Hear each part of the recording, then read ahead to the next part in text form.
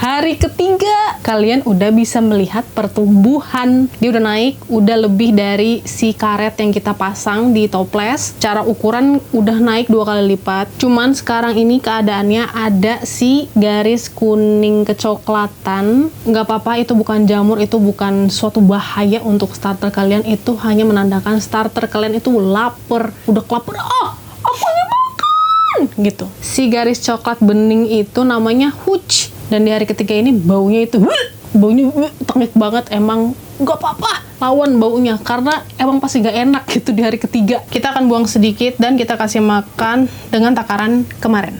Ini kita aduk dulu biar hoochnya nyampur. Baunya tuh ini kita buang dulu.